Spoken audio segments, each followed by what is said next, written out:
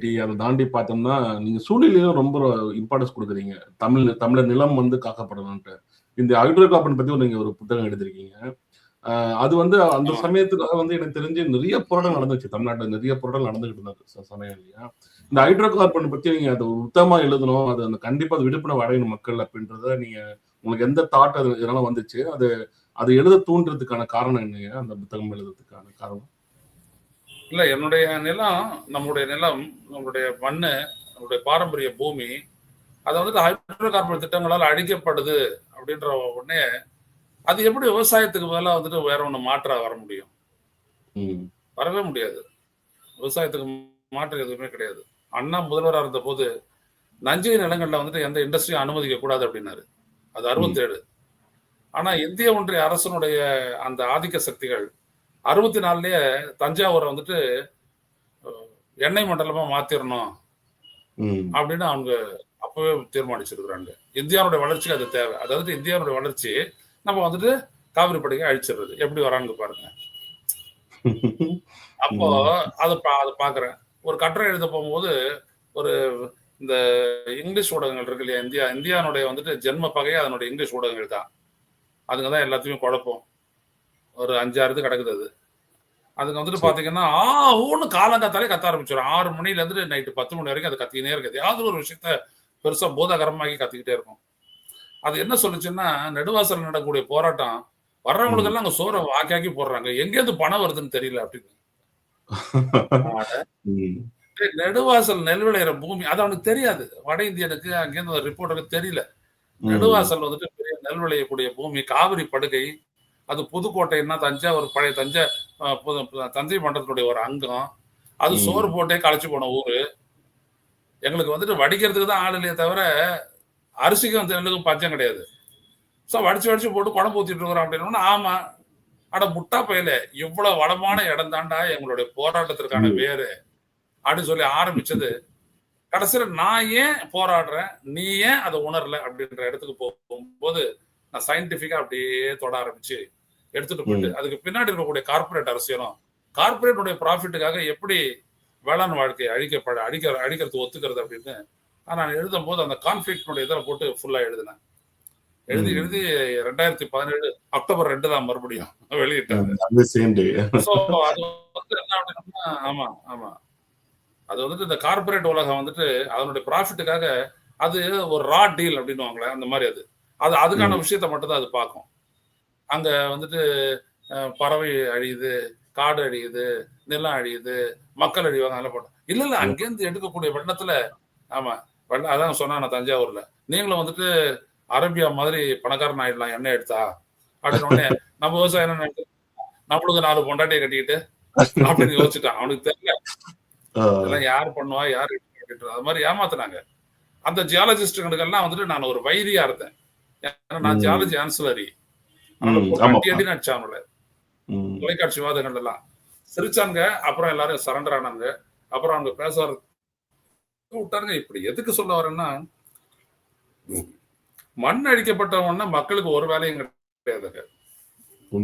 ஒரு மனிதனுடைய மிகப்பெரிய தொட்டில் நம்மளுடைய எப்படி தமிழர் அப்படின்றது ஒரு நாகரிகத்துக்கு உலக நாகரிகத்தினுடைய தொட்டில்ன்றமோ அதே மாதிரி ஒரு மானுட சமுதாயத்தோட சின்ன சின்ன அங்கமும் பாத்தீங்கன்னா அவனுடைய பூர்வீகத்துல வந்துதான் உருவாகும். பூர்வீகம், குலதெய்வம், ஆறு, குளம், குட்டை, காவடி எடுக்கிறது, தைப்பூசம், கல்யாணம், சாவு, அழுவுறது, இதுலதான் அவனுடைய வேற இருக்குது. அதை அழிச்சதுக்கு அப்புறம் எனக்கு என்ன இருக்குது? அப்ப அதை விட முடியாது. அவ்வளவுதான். அப்ப என்ன கேட்டுக்கிட்டு தான் நீ செய்யணும். இல்லாட்டி டைரக்ட் ஆக்ஷன் அப்படின்னும். அந்த போராட்டத்தை வந்து முன்னெடுக்கும் போது ஜூன் 22ஆம் தேதி 2018 அது போராட்டத்தை முன்னெடுக்கும் போது இப்படிதான் சொன்னோம். நேரடி நடவடிக்கை அப்படின்னும். சரண்டர் ஆனாங்க. அதுக்கப்புறம் பாதுகாக்கப்பட்ட வேளாண் மண்டலம் அப்படின்னு சொல்லிட்டு அவர் வந்துட்டு அதை பண்ணாரு. யாரு? எடப்பாடி பழனிசாமி. அது வரைக்கும் அவர் தான் காட்டி கொடுத்துட்டு இருந்தாரு. அதுக்கப்புறம் அவரே போட்டாரு. அப்படி அந்த புத்தகம் வந்துட்டு அதற்கான புத்தகம். அது ஃபுல்லா போட்டிருந்தேன். எப்படி உலகம் போய்கிட்டு இருக்குது, பேட்டரி, சோலார், பேட்டரி கார் அப்படின்னு போயிட்டு இருக்குது. நீ எந்த இடத்துக்கு எடுத்துட்டு போற எங்களை? ரிவர்ஸ்ல கொண்டு போக உரிமை உனக்கு எங்க இருக்குது அப்படின்னு சொல்லிட்டு எல்லாத்தையும் ஆக்சுவலி மெயினா அவங்க சொல்றது வளர்ச்சின்னு ஒரு வார்த்தை யூஸ் பண்ணுவாங்க. வளர்ச்சி இது நாட்டின் வளர்ச்சிக்கு கண்டிப்பா செய்யணுன்ட்டு. அதே போல வந்து வளர்ச்சி வேலைவாய்ப்பு குடுக்குறோம் அப்படின்றதா 2 டேர்ம் தான் அவங்க வந்து அதிகமா யூஸ் பண்றது. இது போல அழிவுகர சக்தி திட்டங்கள் எல்லாத்துக்குமே வந்து அதுதான் அவங்க மெயினா யூஸ் பண்றாங்க இல்லையா? இப்ப வளர்ச்சின்றது வந்து இப்ப நீங்க சொன்ன மாரி விவசாய நிலத்த அழிச்சு அத பெட்ரோல் இல்ல ஹைட்ரோ கார்பன் எடுக்கிற மாரி ஆக்கி அத வந்து முற்றிலும் அழிச்சிட்டோம்னா, உணவு உணவு உற்பத்தி பண்ற எப்படி சொன்னா தன்னிலையா நம்ம வந்து விவசாயம் பண்றோம் இல்லையா? அதையே அழிச்சிட்டு பண்ணணும்னு நினைக்கிறாங்க இல்லையா? சோ அந்த வளர்ச்சின்ற வார்த்தைய வந்து இப்ப நம்ம ரொம்ப நாளாவே பார்த்துட்டு இருக்கோம். நம்ம பல திட்டங்கள் பார்த்துட்டோம். வளர்ச்சின்ற பேர்ல வந்து இன்னைக்கு எந்த நிலைமை இருக்குன்னு பார்க்குறப்ப, எல்லாமே வந்து நம்ப நிலத்த அழிக்கிறது, இல்ல காற்றுடைய மாசு கட்டுப்பாடு பண்றது. அதேபோல தூத்துக்குடியில இஷ்யூ பார்த்திருப்பீங்க. தூத்துக்குடியிலயும் எவ்வளவு பெரிய பெரிய இஷ்யூ ஓடுச்சுன்ட்டு. இது ஸ்டெர்லைட். எல்லாமே வந்து வளர்ச்சின்ற பேர்ல தான் கொண்டு வராங்க. இப்ப அதே போல வந்து வளர்ச்சி தடுக்கிறாங்க. வெளிநாட்டு முதலீடு வரத வந்து அந்த முதலீடுகளை வந்து தடுக்கிறாங்கன்றதுதான் அவங்க வந்து வைக்கிற ஒரு முக்கியமான கருத்தா இருக்கு. அதை நம்ம எப்படி எதிர்கொள்றது? அதை இப்ப எக்ஸாம்பிளுக்கு நம்ம வந்து தூத்துக்குடி முடிஞ்ச வரைக்கும் நம்ம போராடி பார்த்துட்டோம். ஓரளவு ஸ்டாப் பண்ணிருக்கோம். இப்ப திருப்பி என்ன இருக்குன்னு நமக்கு தெரியல அது. இது எல்லாமே வந்து இப்ப இந்த வளர்ச்சி, இந்த வெளிநாட்டு முதலீடு இந்த ரெண்டுத்தையும் மையமா வச்சுதான் இந்த குளோபலைசேஷன்றதே ஒர்க் ஆகுது இல்லையா? சோ இதுதான் நம்ம இப்ப வந்து இப்ப இங்க நடக்கிற தமிழ்நாடு நடக்கிற சின்ன சின்ன விஷயங்களுக்கு காரணமே வந்து இந்த ஒட்டுமொத்த உலக அரசியலுடைய ஒரு பங்கா தான் இங்க நடக்கதா பாக்குறீங்களா? அது இல்ல அது எனக்கு அந்த புரிதலுக்காக ட்ரை பண்றேன். புரிஞ்சுக்கிறதுக்கு. இல்ல நல்ல ஒரு ஆழ்ந்த ஒரு விளக்கத்தை கேட்டு கேள்வியே விளக்கமா இருந்துச்சு.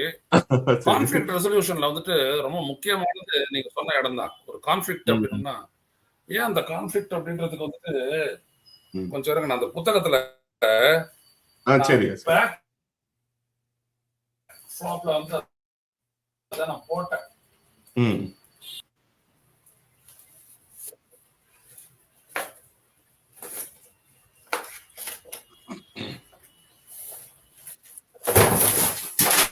பாத்தியா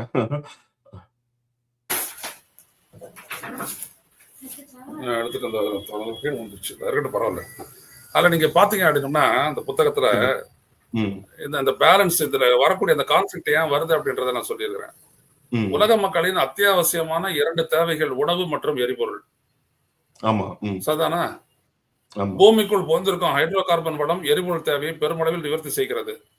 இதிலிருந்து பெறப்படும் பெட்ரோல், டீசல், சமையல் எரிவாயு உள்ளிட்டவை இன்றி அடுப்பங்கரையிலிருந்து விமானம் வரை ஒன்றும் இயங்காது. அதுபோல் விவசாயம் என்றால் உணவும் இல்லை, வாழ்வும் இல்லை. இந்நிலையில் தொன்று தொட்டு வேளாண் பூமியாக திகழ்ந்து வரும் காவிரி படுகை ஹைட்ரோ கார்பன் திட்டத்திற்காக குறிவைக்கப்படுவது பெரும் முரணாக மாறியிருக்கிறது. வலுக்கட்டாயமாக இத்திட்டத்தை நடைமுறைப்படுத்தும் அரசுக்கும் இயற்கை சார்ந்த வாழ்வாதாரம் போற்றும் மக்களுக்கும் இடையிலான மோதலாக உருவெடுத்துள்ளது. இதுதான் இன்று தமிழ்நாட்டில் தோன்றியுள்ள சமூக அரசியல் சிக்கலின் மூலமாகும். அப்ப இதில் யார் சரி யார் தவறு? போராடுற மக்கள் சரியா, இல்ல ஹைட்ரோ கார்பன் திட்டத்தை நடைமுறைப்படுத்தக்கூடிய அரசு சரியா? ஹைட்ரோ கார்பன் தேவைதான், ஆனால் அதற்காக காவிரி படுகை பலியிட வேண்டுமா? இது மக்களின் கேள்வி. எண்ணெய் துறப்பணத்தால் பாதிப்பு ஏதும் இல்லை, நாட்டின் வளர்ச்சிக்கு அது அவசியம் என்கிறது ONGC. இவற்றில் உண்மை என்னவென்பதை அறிவியல் பூர்வமா ஆதாரபூர்வமா அலசி ஆராய்ந்து எழுதியுள்ளாரா ஐயநாதன். இவ்வளவுதான் மேட்டர் முடிச்சாச்சு. ஹைட்ரோ கார்பன் துறப்பணத்தால் இயற்கை சூழலில் அது ஏற்படுத்தும் தாக்கம், அதன் விளைவாக மானுட வாழ்வில் ஏற்படும் பாதிப்புகள் ஆகியனவற்றை பல்வேறு அறிவியல் ஆய்வறிக்கைகளை கொண்டு நிரூபணம் செய்வதோடு ஹைட்ரோ கார்பன் திட்டத்தினால் காவிரி படுகையில் ஏற்பட்டுள்ள பாதிப்புகளை நெடுவாசல், மாதிரிமங்கலம், கதிராமங்கலம் என்று விரிவாக பயணம் மேற்கொண்டு நேரடி கள ஆய்வின் மூலம் பகிர்ந்துள்ளார் நூலாசிரியர். ஹைட்ரோ கார்பன் திட்டங்கள் இயற்கை சூழலுக்கும் மானுட வாழ்விற்கும் விவசாயத்திற்கும் அழிவையே ஏற்படுத்தும் என்று அழுத்தமாக நிரூபணம் செய்துள்ளார். இவ்வளவுதான். கான்ஃபிளிக்ட் ரெசல்யூஷன் அப்படின்ற ஒரு விடயத்துல வந்துட்டு நீங்க இந்த இடத்தான் பார்க்கணும். விவசாயத்தை அழிச்சு விட்டு சோத்துக்கு வழி இல்ல, அவர் பெட்ரோலுக்கு வச்சுக்கிட்டு என்ன பண்ணுவீங்க? நீங்க பாத்தீங்க அப்படின்னா காவிரி படுகை வந்துட்டு கர்நாடகத்துல இருந்து நீங்க வரைக்கும் பாத்தீங்கன்னா 86,000 சதுர கிலோமீட்டர் காவிரி படுகை. காவிரி படுகைன்னு வரும்போது நிலத்தை மட்டுமே உங்களுக்கு சிந்தனையில வரும். பட் காவிரி படுகை அப்படின்றது பாத்தீங்கன்னா that is extended into the sea, thousands of square kilometres. அதுல ஓஎன்ஜிசியினுடைய கணக்கு காவிரி படுகை எது வரைக்கும் தெரியுங்களா? கன்னியாகுமரி உட்பட எல்லாமே காவிரி படுகை தான். வாவ். இப்ப புரியுதுங்களா எப்படி போறாங்க அப்படின்ட்டு? ஒட்டுமொத்த நாடு. நாம இவ்வளவு டாக்குமெண்ட்டும் எடுத்துதான் சரி குத்துனா அவங்கள விடாம அப்படி எதையும் சொல்றது இல்ல. நான் கிருஷ்ணார் எடுக்க போறேன்றது, உனக்கு காமர்ஸ் எடுத்து தந்துரு, ஒண்ணு நீ துறை மாதிரி வாழலான்றது. டேய், மூச்சு விடவே எனக்கு காத்து இல்லாத இடத்துல நான் எங்கடா நான் துறை மாதிரி வாழறது? அதுக்கு தான் நான் போனேன். அந்த இடத்துக்குலாம் நான் போனேன். அங்க இருந்து இதெல்லாம் வித்தியாசத்தெல்லாம் பார்த்தேன். அப்போ நீங்க நல்லா தெரிஞ்சுக்க, அந்த கான்ஃபிளிக்ட வந்துட்டு முழுமையா உள்வாங்கிக்கிட்டு பிராக்டிக்கலா சயின்டிபிக்கா கொடுத்த பதிலடி தான் ஹைட்ரோ கார்பன் அபாயம். அது சிலர்லாம் சொன்னாங்க, அது நல்லா முழுமையா படிச்சு சொன்னாங்க. மோஸ்ட் சயின்டிபிக்கலி ரிட்டன் புக் அப்படின்னு சொல்லிட்டு சொன்னாங்க. இப்படி ஒரு புத்தகம் வந்துட்டு ஒரு தமிழ் மொழியில வந்திருக்குது அப்படின்றதுக்கு வந்துட்டு யாருக்குமே தெரியாது. உதாரணத்துக்கு இந்த பூக்கர் பிரைஸ் கொடுக்குறவனுக்கோ இல்ல இந்த நோபல் பிரைஸ் கொடுக்குறவனுக்கோ இப்படியான ஒரு கான்ஃபிளிக்ட வந்துட்டு ஒருத்தர் பகுப்பாய்வு பண்ணி எழுதியிருக்கிறாரு அப்படின்ட்டு தெரியவே தெரியாது. எவ்வளவு பெரிய விடயம் பாருங்க. If you lose nature then you gain nothing. இப்ப உங்களால டெல்லியில நீங்க மூச்சு விட முடியுதா? காற்று மாசு. அப்போ என்னது? இப்போ you have to preserve your nature. அப்ப உடனே என்ன சொல்றான்? ஆரோவில்ல தொடாத, ஆரோவல்லி மலை தொடாத அப்படின்றான். அதாவது ஐயா, சின்னதா ஒரு குருவி பறக்கும். அந்த குருவிக்கு இயற்கை வளத்தையும் காட்டையும் சமைப்பதுல அதுக்கு ஒரு பெரிய பங்குண்டு. அது உட்காரும், அது தேனை குடிக்கும், தேன் சிட்டுன்னு ஒன்றல்ல அது. அது பாத்தீங்கன்னா இந்த வரக்கடி, கட்டை வரக்கடி அளவுதான் இருக்கும். அது பார்த்துருப்பீங்க. அது வந்துட்டு அவ்வளவு வேலை செய்யும். இங்க இருந்து இதுல இருந்து வரக்கூடிய ஃபியூஜிட்டிவ் எமிஷன்ஸ் சொல்லுவோம். இந்த புறப்படத்தின் போது வரக்கூடிய வெளியேறக்கூடிய வாயுக்கள் அதுங்கெல்லாம் வந்துச்சுன்னா அது எங்க போவோம்? பறந்துட்டு அது அப்படியே வெஸ்டர்ன் காட்சியில இருந்தாலும் போயிடும். அப்ப இங்க யாரும் வந்துட்டு மகரந்த சேர்க்கை பண்றது? நம்ம போயிட்டு நக்கி ஒரு மலர்ல இருந்து ஒரு மலர் நக்க முடியாது. செத்து போயிடும் காடு. பூ பூத்து கனியாகவில்லை என்றால் அப்புறம் விதைக்கு எங்க போறது? இப்ப பாருங்க எவ்வளவு பெரிய ஆழமான விடயம். அப்ப இது சொன்ன உடனே ஜனங்களுக்கு புரிஞ்சிருச்சு. எல்லாம் பண்ணி கடைசியில இதெல்லாம் ஜட்ஜுங்களுக்கு எல்லாம் கொடுத்தாச்சு. இந்த புத்தகத்தை ஹைட்ரோ கார்பன் அபாயம் என்ற புத்தகத்தை வந்து ஜட்ஜுங்களுக்கு எல்லாம் கொடுத்து ஏன்னா கேஸ் போட்டுருவாங்க. போராடுறவங்க எல்லாம் கேஸ் போட்டுற வேண்டியது. கேஸ் போட்டு அவன் வெளிநாட்டு போக முடியாது, உள்நாட்டிலையும் பிழைக்க முடியாது அப்படின்னா கேஸ போட்டுக்க, ஜாமீன் தரமாட்டேன், ஆனா பாஸ்போர்ட்டை கேட்டாலும் அவனுக்கு கொடுத்தாகணும் அப்படின்னு சொல்லிட்டு ஜட்ஜ்மெண்ட் எல்லாம் வாங்கணும். எதுக்கு நான் சொல்ல வரேன் அப்படின்னா, unless you understand the conflict, even Eelam is a conflict. ஒரு இனம் அது சார்ந்த நிலப்பரப்பில் ஒடுக்குமுறைக்கு உட்பட்டு தான் வாழ வேண்டும் என்று நீ யார் நிர்ணயிப்பது? கரெக்ட். அதான மேதகவி பிரபாகரனும் விடுதலை புலிகளும் அதுக்கு முன்னாடி ஈழத்தந்தை செல்வாவும் மற்ற எல்லாரும் கேட்டது. நீ யாரா நிர்ணயிக்கிறது? நீ ஏதாவது பண்ணியா? அங்க இருக்கிற பனைமரம் இல்ல அப்புறம் என்ன நீ வந்துட்டு பேசுறது இங்க வந்துட்டு? அப்போ நீங்க பாத்தீங்க அப்படின்னம்னா ஒரு இடத்துலயும் வந்துட்டு இந்த இது மாதிரிதான் நம்மளுக்கு வந்துட்டு தடைகள் இருக்கும். இதை உடைக்கிறதுக்காக எழுதப்பட்ட புத்தகம் தான். அதுக்கப்புறம் வந்துட்டு அந்த 600 கிலோமீட்டர் மனித சங்கிலி போராட்டம், மரக்கான் டு ராமேஸ்வரம் முடியுமான்னாங்க. முடியல, அட்டெம்ட் பண்ணுவோம், அப்படிதான் பண்ணோம். ஆனா அதுல உறுதியா துணை நின்றவர் ஸ்டாலின். அந்த இடத்துல துணையா நிற்காதவன் சீமான். எப்படி இருக்கு பாருங்க கதை. அந்த சமயத்துல அதே மாதிரி அங்க போன போது அவங்க பாட்டுக்கு டேட்டை போட்டு போராட்டம் நடத்திட்டே இருந்தாங்க. எங்க அந்த தூத்துக்குடி ஸ்டெர்லைட்டுக்கு எதிராக நான் தான் சொன்னேன், ஒரு காலகட்டம், ஒரு நாளக்குறி முடிங்க, அதுக்குள்ள ஸ்டெர்லைட்டை மூடணும், இல்லாட்டி டைரக்ட் ஆக்ஷன். வெய்யக்குறி 100வது நாடுன்னு 101வது நாள் 100வது நாள் துப்பாக்கி சூடு, 15 உயிர் போச்சு. ஆனா ஸ்டெர்லைட் இல்ல, உயிரை கொடுத்துதான் தடுக்க வேண்டியதா இருக்கு. Corporate world. அப்போ இதுல பாத்தீங்க அப்படின்னா இவ்வளவு ஆழமான விடயங்கள் வந்து ஒரு இடத்துலயும் பொதிந்து கிடக்குது.